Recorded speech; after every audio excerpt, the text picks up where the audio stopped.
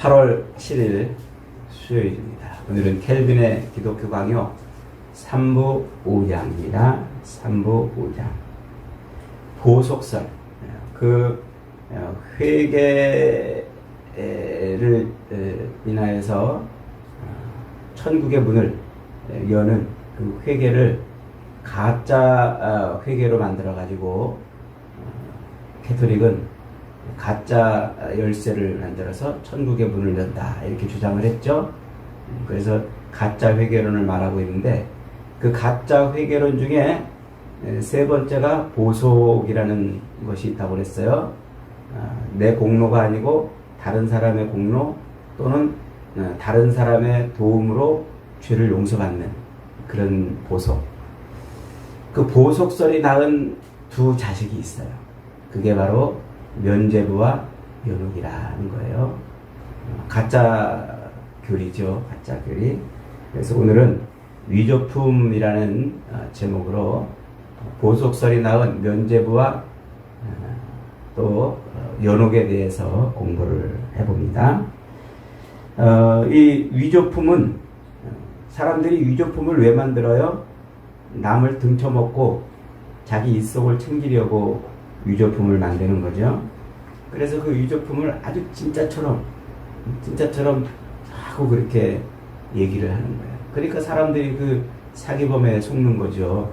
위조품이 진짜 같지 않으면 누가 사겠어요. 또 그걸 만들어 놓은 위조범은 정말 진짜처럼 그것을 이렇게 홍보하고 그렇게 합니다. 거기에 속아가지고 그 위조품을 사면은 모든 것을 날려버리는 거예요. 위조품을 우리가 구별을 해야 되겠습니다. 요 회개, 그들은 믿음으로 말미암는 그 회개를 인하여 우리가 천국의 문을 열 수 있다. 그래서 진짜 천국의 문을 여는 열쇠는 오직 예수 그리스도의 십자가 죽으심과 부활밖에 없다. 이렇게 말씀을 드렸어요. 그런데 천주교는 천국의 문을 여는 진짜 열쇠 말고 가짜 열쇠를 만들었어요. 그 가짜 열쇠가 잘못된 세 가지 회개론이죠. 통회, 그리고 고해성사, 그리고 보속. 세 가지, 그 세 가지 가짜 회개 중에 이 보속설이 낳은 두 자식이 있는데 그게 바로 면죄부와 연옥이라. 들어보셨죠? 면죄부와 연옥이라는 거. 자, 이 면죄부에 대해서 먼저 살펴보겠습니다. 이 보속의 교리. 우리가 죄를 지었을 때 하나님께서 그리스도의 그 십자가 보혈로 우리의 죄의 모든 책임을 다 면제해 주신다고 그랬어요. 그런데 이 천주교는 뭐라고 말하냐면 그럼에도 불구하고 우리에게 죄의 흔적이 남았어 가지고 그 죄로 인한 흔적이 남아 있어 가지고 이것을 완전히 지우고 없애려면 우리의 눈물이나 혹은 우리의 선행이나 우리의 어떤 행위 이런 게 필요하다고 그랬죠. 그 우리의 눈물이나 우리의 선행이나 우리의 어떤 행위 이런 행위들을 이제 통해서 보속을 받을 때 그 행위를 보태서 도와주는 게 필요하다는 거예요. 그게 뭐냐면 바로 성자나 순교자들의 피가 필요하다 이렇게 말을 해요. 좀 황당한, 성경을 조금만 읽어봐도 도무지 금방 가짜라는 걸 알아챌 만한 그런 교리인데 그렇게 그런 엉뚱한 교리를 만들어냈어요. 그래서 그 죄에 대한 벌을 다 용서받기 위해서는 나의 힘, 나의 그 노력, 나의 선행에 뭐가 필요하다? 성현들이나 성인들이나 순교자들의 공로가 필요하다. 이렇게 이제 주장을 합니다. 그래서 내 힘으로 보속을 이루기 어려울 때는, 그러니까 이제 보속을 내 힘으로 이루려면 막 내가 눈물 콧물 다 쏟고 통회도 해야 되고, 또 내가 선한 일을 자꾸 해야 되고, 또 내가 뭔가 어떤 행위를 해야 되는데 그게 내 힘으로 부족할 때, 내 힘에 겨워 그걸 못할 때, 혹은 여러 가지 여건이나 상황상 뭐 바쁘거나 혹은 질병에 걸렸거나 그래서 그런 일을 못할 때, 그럴 때 있을 거 아닙니까? 그러면 누구의 도움을 받으라? 성인들의 도움이나 혹은 순교자들의 도움을 받으라 이거예요. 이게 면죄부 교리의 핵심입니다. 그래서 그 면죄부를 내 그 죄를 면해준다는 거예요. 면죄. 죄를 면해주기 위해서는 나의 그 어떤 공로나 나의 노력이나 나의 선행이나 내가 또 이렇게 돈을 많은 헌금을 하거나 이래야 되는데 이게 내 힘으로 힘에 부딪힐 때는 힘에 붙일 때는 이제 그런 그리스도의 공로나 혹은 순교자들의 공로나 이런 공로를 힘입으면 된다. 그러면 죄를 면할 수 있다. 이게 이제 면죄부의 이제 핵심이라는 것이죠. 그래서 그 순교자들의 공로, 그 성인들의 공로를 보관하고 있는 보관 창고가 교회다. 이래요. 교회는 그 앞서 이미 그 순교한 그리스도의 그 십자가를 지키려고, 그 보혈을 지키려고 순교한 순교자들이 많이 있을 거 아니에요? 그 순교자들의 피를 보관하고 있는 거룩한 창고다. 이렇게 주장을 해요. 그래서 그 순교자들의 피를 보관하고 있는 그 보관자들이 누구냐면 교황이라는 거예요. 교황이 그 순교자들의 피를 보관하고 있다가 그 피를 필요로 하는 사람들에게 이렇게 나눠주는 거예요. 그 권세를 교황이 받았고 그 교황의 위임에 의해서 이제 주교들과 사제들이 그렇게 할 수 있다 이렇게 주장을 해요. 그래서 완전한 면죄, 죄를 완전히 면죄받는 이 완전한 면죄, 대사라고 이제 말을 하는데 그 완전한 면죄와 또 수년 동안 효과가 지속되는 면죄는 교황이 발행을 해줘요.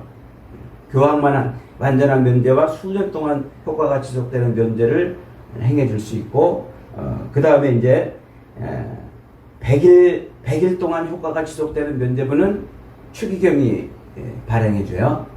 그 다음에 40일 동안 효과가 유지되는 것은 이제 주교들, 사제들이 발행한다. 요렇게 면죄부에 대한 교리를 만들어냈어요. 우리 어저께 잠깐 배웠죠. 그 스콜라 신학의 대부인 요 토마스 아퀴나스라는 사람, 이 사람에서부터 이 면죄부가 출발이 됐습니다. 이런 주장들은 정말 아주 간교하고 간악한 거예요. 왜냐하면 예수 그리스도의 피로 우리는 이미 충분히 그리고 완전하게 속죄가 되고 구원을 받는 거예요. 그런데 그리스도의 피가 부족하다고 지금 말하는 거예요. 그리스도의 피가 효과가 약하다고 말하는 거예요. 그래서 그리스도의 피로 우리가 완전히 죄 사함을 받은 것이 아니니까 좀 더 받으려면 내가 노력하든지 아니면 순교자들의 공로를 덧입어야 된다. 이러는 거죠. 이렇게 하는 이유는 뭘까요? 하나밖에 없어요. 성도들의 양심을 구속해가지고 그들로부터 돈을 뜯어내려고 하는, 이익을 뜯어내려고 하는, 그걸 아주 간교한 것밖에 안 돼요. 예수 그리스도를 팔아서 그들은 자기 욕망과 욕심을 채우는 일들을 그렇게 하고 있습니다. 복음은 우리가 예수 그리스도를 힘입어서 단번에 모든 죄를 용서받는다고 가르칩니다. 그러나 면죄부는 베드로와 바울과 및 순교자들의 그 공로로 죄사함을 얻는다고 가르쳐주고 있어요. 복음은 우리가 그리스도 안에서 그리스도의 그 피로 말미암아 하나님의 의가 된다고 말하고 있어요. 그러나 면죄부는 순교자들의 의와 피가 우리에게 덧입혀져서 우리가 의인이 된다 이렇게 말을 하고 있습니다. 복음은 그리스도의 피로 교회를 샀다고 증거하지만 면죄부는 순교자들의 피가 교회를 샀다고 가르칩니다. 복음은 그리스도 한 분이 오로지 그분이 거룩한 제물이 되어가지고 우리를 영원히 구원하는, 죄에서 영원히 건져내는 그런 능력 있는 하나님의 은혜라고 가르치는데 면죄부는 그리스도의 피가 우리를 완전히 거룩하게 할 수 없으니까 나의 공로나 나의 선행이나 순교자들의 공로를 덧입어야 된다 이렇게 말합니다. 그러면 둘 중에 하나는 거짓말이죠. 뭐가 거짓말이겠습니까? 이 면죄부는 위조품이에요. 성도들의 양심을 구속해서 그들로 하여금 어떤 이익을 취하려고 하는, 자기 욕망을 채우는 이익을 추구하려고 하는 그런 로마 교회의 위조품, 가짜 복음이라는 말이에요. 가짜 복음. 그래서 이 가짜 복음을 진짜처럼 만들기 위해서는 어떻게 해야 되겠어요? 이 복음의 근간인 성경, 이 성경을 엉터리로 해석을 해야 되겠죠. 그래서 이 면죄부 교리를 가지고서는 성경을 엉터리로 해석을 합니다. 여기저기 말도 안 되는 구절들을 갖다가 성경을 이제 엉터리로 이렇게 이제 해석을 해내죠. 그 다음에 이 성경뿐만 아니라 이 면죄부는 이미 일찍이 초대교회 시절부터 있었다고 이렇게 또 주장을 해요. 성경에 근거한 것일 뿐만 아니라 교회의 전통에 근거한 것이다 이렇게 주장을 합니다. 그러나 초대교회는 누구도 면죄부가 있다고 말한 사람도 없을 뿐만 아니라 면죄부에 대해서 찬동한 사람도 아무도 없습니다. 그래서 어거스틴은 중세 시대의 문을 여는 이 어거스틴은 그리스도의 피, 예수 그리스도의 그 십자가 속죄 외에 그 어떤 것도 우리의 의에 덧붙일 것이 없다고 아주 명확하게 분명하게 선포를 해놓죠. 그러니까 이런 면죄부는 나중에 교회의 그 욕망과 탐욕을 채우려고 하는 사람들이 만들어낸 그런 것에 불과한 거예요. 이런 면죄부의 그 영향이 중세 시대에는요 아주 그냥 모든 사람들의 양심을 구속해냈어요. 그래서 이 면죄부에 대해서 많은 사람들이 이제 거기에 마음을 빼앗겨가지고 돈을 털리고 모든 걸 재산을 털리고 이러는 사람들이 많았다고 그렇게 말합니다. 이 교황의 지시를 받아가지고 면죄부를 가지고 다니면서 팔았던 신부가 있어요. 그 유명한 테첼 신부인데 이 사람은 아주 설교를 감동적으로 잘했대요. 그래가지고 그가 이제 동네마다 돌아다니면서 이제 순회 설교자인데 설교를 하러 동네에 다 가면은 그 동네 교회에서 그를 이렇게 이제 영접했답니다. 그러면 이제 마치 언약궤가 다윗성으로 들어갈 때 다윗이 앞에 나가가지고 모든 백성들과 함께 쫙 이렇게 언약궤를 맞이했던 것 같은 그런 장면을 연출해가지고 이제 이 신부가 이 면죄부 상자, 그 면죄부 상자를 들고 교회로 들어가는 거예요. 그럼 사람들의 이제 이목과 관심을 이제 좀 끌겠죠. 그렇게 해가지고 환영식을 이제 해 놓습니다. 그 다음에 이제 이 사람들을 모아놓고 이 테첼 신부가 이제 설교를 합니다. 그러면서 여러분이 면죄부를 사가지고 그 면죄부에 동전을 넣는 순간 동전이 그 면죄부 통 안에 들어가서 쨍그랑 딸랑딸랑 하고 이렇게 동전이 떨어지는 소리가 들리는 순간 여러분들이 가졌던 그 모든 고통은 다 사라집니다. 이렇게 이제 설교를 한답니다. 그리고 또 여러분의 그 부모님 천국 가지 못하고 지금 저 연옥에 떨어져 있는 저 부모님들이 여러분들이 그 부모님의 죄를 면할 수 있는 면죄부를 사가지고 돈통에 돈을 넣는 순간 쨍그랑하고 돈이 떨어지는 그 소리를 듣고 거기 연옥에서 잠자고 있던 부모님이 벌떡 일어나서 천국으로 올라갑니다. 이런 식으로 설교를 했대요. 그런 사람들이 막 감동을 받아가지고 면죄부를 사가지고 돈통에 돈을 막 집어넣었다고 그러죠. 그 돈을 가지고 이 천주교의 교황주의자들은 자기 탐욕을 채우고 막 그랬다는 거예요. 여러분, 이 오늘날에도 조금 비슷한 그런 게 있지 않나요? 교회에서 막 헌금 막 강조할 때, 헌금 강조할 때, 이거 마치 안 하면 안 될 것처럼 막 이렇게 헌금을 강조하는 일들이 덜어 있어요. 이게 다 그런 데서 이렇게 온 것들이에요. 우리가 분별을 할 줄 알아야 돼요. 교회에서 막 이런저런 헌금을 강조하면서 성경 구절을 들이대고 막 이러면요, 그거는 옳은 게 아니에요. 옳은 게 아니에요. 헌금하지 말라는 얘기로 이렇게 들릴까봐. 어쨌든 인간의 그 탐욕이 결국은 끝으로 가는 데가 어디냐면 자기 욕망과 이익을 챙기려는 것들이에요. 그런 것들이 보이면 그것은 잘못된 것이라 이렇게 우리가 알아들어야 됩니다. 요 루터가 그 설교를 듣고서는 가슴을 친 거예요. 이건 아니다. 그래서 교황은 거짓말하지 말아라. 우리의 구원은 오직 무엇으로만 얻는다? 예수 그리스도의 은혜로만 얻는다. 그래서 우리가 의로워지는 것은 오직 믿음으로만 의로워진다.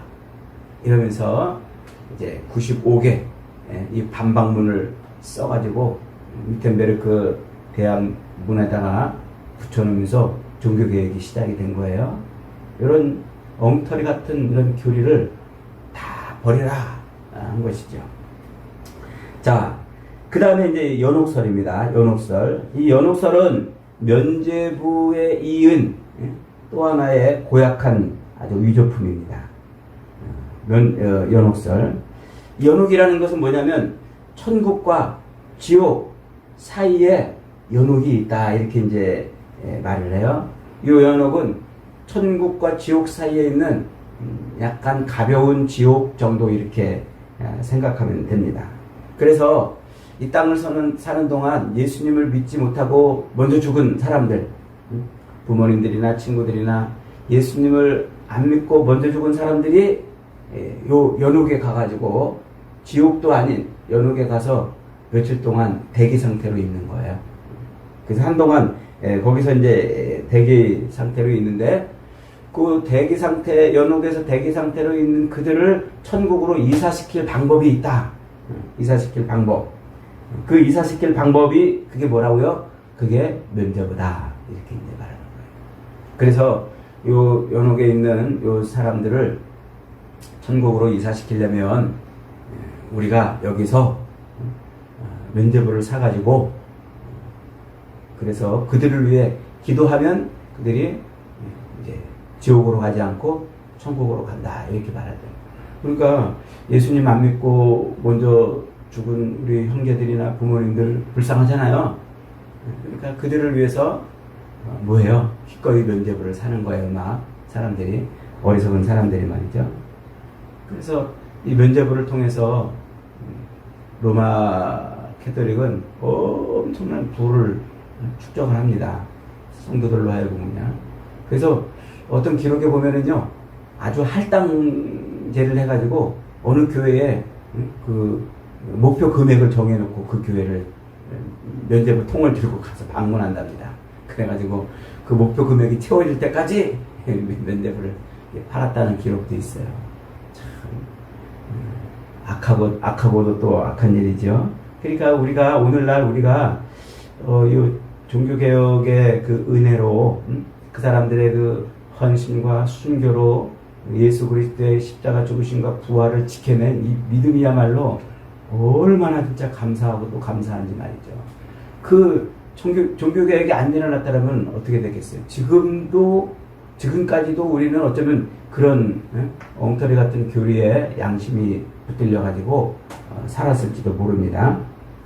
자, 요 연옥, 천국과 지옥 사이에 있는 그 연옥이라는 곳, 요것을 이제 주장할 때 역시 이 위조품을 진짜처럼 하려면 어떻게 해야 되겠어요?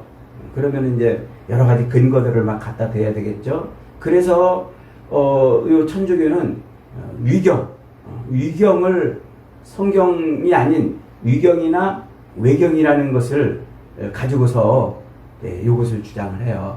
특별히 이제 외경 중에 마카비서라는 게 있어요. 마카비서, 이스라엘의 그 중간기 역사 가운데 있었던 그 마카비 가문, 이스라엘의 100년 동안 독립을 이뤄냈던 그 마카비 가문에서 쓴 성경 같은 글이에요. 성경은 아닌데 그 역사 속에서 자기들이 하나님에 대한 열심과 하나님의 그 은혜를 입은 그런 것들을 일종의 간증집 같은 것을 이제 써낸 게 이제 마카비서입니다. 그 마카비서에 연옥 같은 그런 개념이 조금 들어있어요. 그러니까 봐라, 여기도 이게 있지 않냐, 이렇게 이제 주장을 합니다. 그런데 그건 성경이 아니잖아요. 그리고 마카비서 끝 부분에 가면은 그 마카비서를 기록했던 사람이 뭐라고 이제 말하냐면, 여러분, 내가 이렇게 여러분에게 이런 하나님의 은혜와 진리에 대해서 소개를 했지만 혹시 내가 잘못한 것이 있을 수도 있으니까 혹시 잘못한 것이 있다면 너그러이 용서해 주시오, 이렇게 써놨어요. 그러니까 그게 진리가 아니라는 말이죠. 그런데도 천주교는 그게 마치 성경하고 똑같은 것이냐, 그걸 가지고서 이 연옥을 설명하고 그런단 말이에요.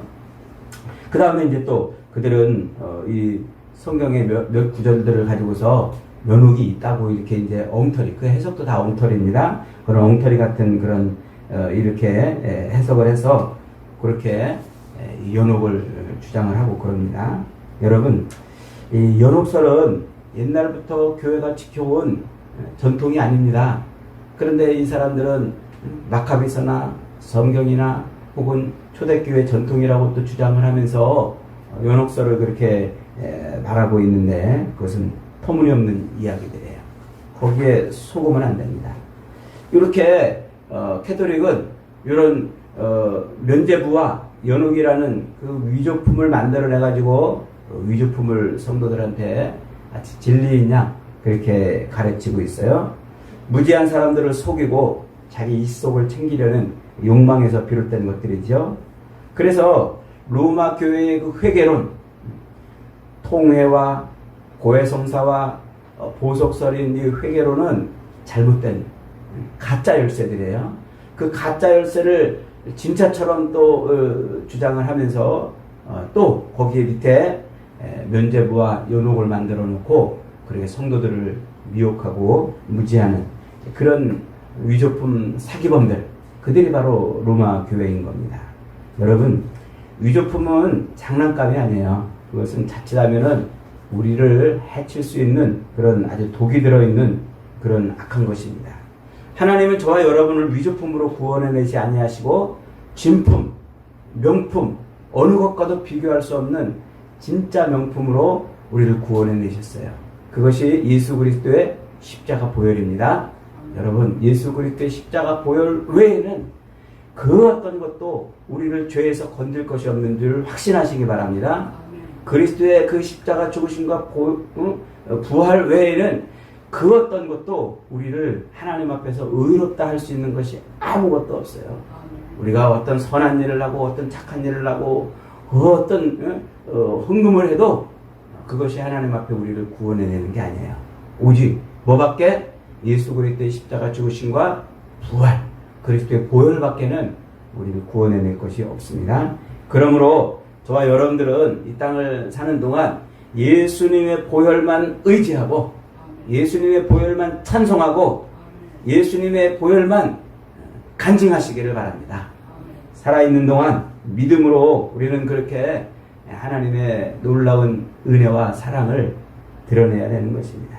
그리고 예수 안 믿고 죽은 우리 앞서서 죽은 부모님이나 가족들이나 친척들 안타까워하지 마세요. 그분들은 하나님께 맡기세요. 내가 여기서 어떤 일을 한다고 해도 그분들이 어떻게 되는 게 아닙니다. 나사로와 그 부자의 예를 들어서 예수님이 설명하셨잖아요. 나사로는 천국 갔고 부자는 지옥 갔는데 부자가 거기 가서 자기 형제들, 세상에 있는 형제들 보고서 안타까워가지고 나에게 가가지고 아니면 누굴 보내서라도 저 사람들 예수 믿게 좀 하면 좋겠다. 그런데 할 수 있었습니까? 없었다고 그러잖아요. 그렇습니다. 이 세상과 저 세상은 서로 그렇게 통할 수 있는 게 아니에요. 그러므로 우리가 먼저 가신 예수 안 믿는 사람들 안타까워가지고 뭐라도 어떻게 해야 되겠다 이런 생각에 빠지지 마시고 지금 살아있는 동안 우리 주변에 있는 사람들에게 열심히 예수 그리스도의 보혈을 증거하고 간증해서 그분들이 예수님을 만나는 은혜가 있기를 바랍니다. 저와 여러분의 삶이 이렇게 날마다 진짜 명품으로 우리를 구원해내신 그 은혜에 기뻐하고 감사하고 감격하고 찬송하며 사는 복된 인생들 다 되시기를 주님의 이름으로 축복합니다. 아멘.